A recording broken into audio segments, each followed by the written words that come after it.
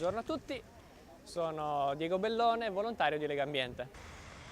Noi campioneremo ogni 60 secondi, quindi abbiamo un campione al minuto, su 8 classi dimensionali. L'umidità relativa manterrà il 70%. Allora, questo è l'interruttore.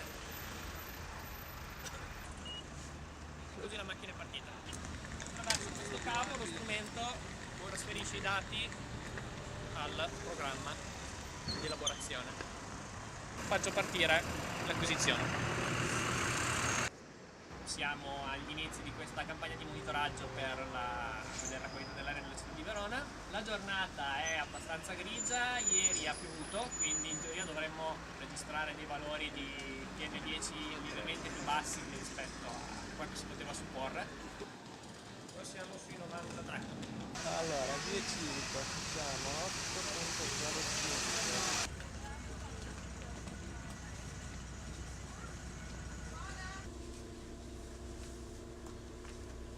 Siamo sui 101.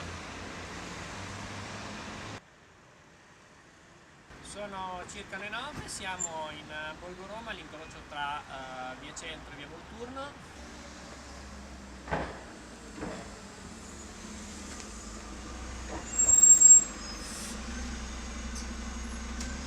Un paio di valori.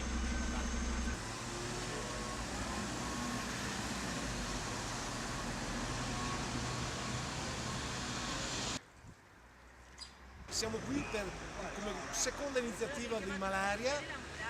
Oggi facciamo il monitoraggio per tutto l'ambito urbano. È una giornata un po' bigia, però sicuramente visti i valori degli giorni scorsi, sicuramente anche oggi avremo dei valori assolutamente alti e elevati sulle concentrazioni di polveri sottili. Purtroppo gli amministratori assolutamente sembrano sordi, non stanno minimamente intervenendo, non stanno attuando alcun provvedimento efficace per il controllo o quantomeno una parziale diminuzione di quelle che sono le emissioni in atmosfera. Della concentrazione delle PM10, delle PM2.5 e delle PM1 diffuse nell'atmosfera. Il sindacato pensionati della CGIL, il sindacato pensionati della CGIL ha dato una mano per questo tipo di monitoraggio fatto dalla Legambiente. Ci siamo interessati perché noi siamo della zona, abbiamo contattato alcune famiglie, alcuni negozianti, la farmacia che hanno messo le bandiere, sono disposti a tenere messe le bandiere sul proprio poggiolo per verificare dopo lo stato di inquinamento dopo un mese.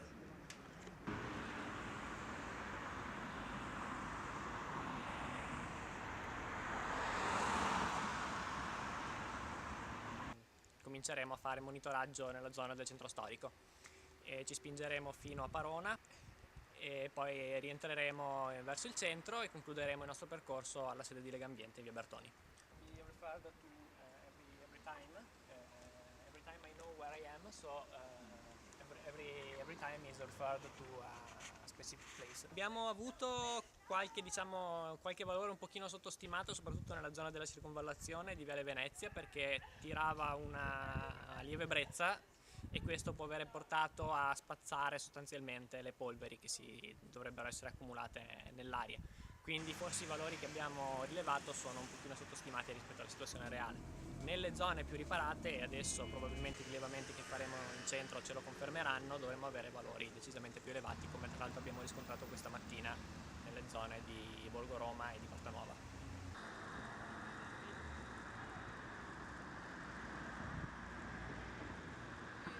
We are two European volunteers here, and we are in Verona since 1 month.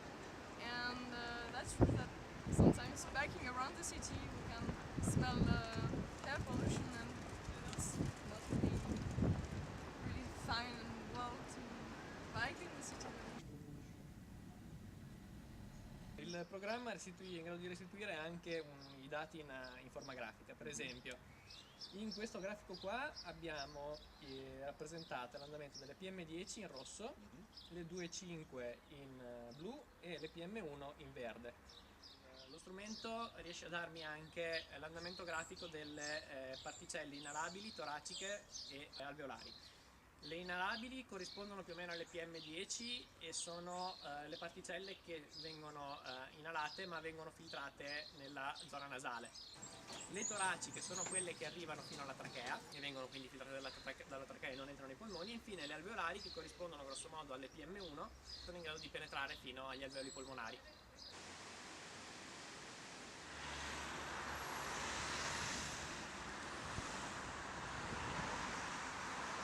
Siamo in corrispondenza della centralina di rilevamento dell'ARPAV in Corso Milano, anzi dietro Corso Milano, e attualmente il nostro Dust Monit ci dà un valore di concentrazione di PM10 intorno ai 34 microgrammi su metro cubo.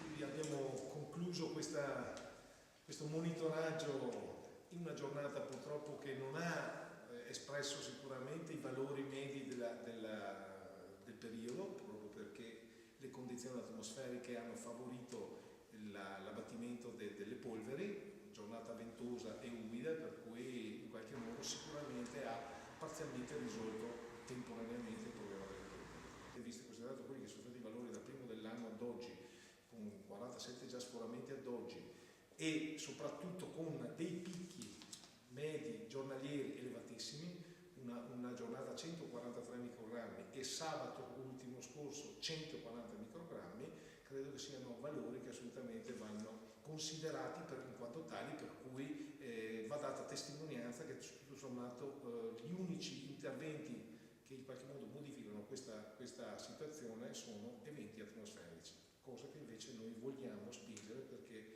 ci siano dei provvedimenti così significativi da regolarizzare, insomma, quantomeno a controllare questa emissione di polveri, altrimenti sicuramente le condizioni sanitarie, soprattutto dei più sofferenti, anziani, bambini e malati, sicuramente non possono altro che peggiorare.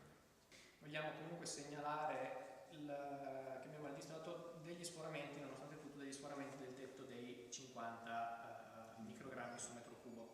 Sforamenti che sono stati registrati in corrispondenza di Porta San Giorgio. Abbiamo registrato un ulteriore sforamento su via Mameli e nell'incrocio di Parona, dove praticamente ci sarà il sovrappasso dell'autostrada della città. Ecco, mi pare che ci sia la conferma, tutto sommato, nonostante peraltro le condizioni climatiche favorevoli all'abbattimento delle polveri, tutto sommato alla fine lo stesso in punti storicamente critici della nostra città, incroci e via Mameli soprattutto, comunque in ogni caso, nonostante queste condizioni atmosferiche sfavorevoli, hanno comunque invece evidenziato e sottolineato una criticità che assolutamente deve essere portata a conoscenza sicuramente almeno della maggior parte dei cittadini veronesi che magari sono più sensibili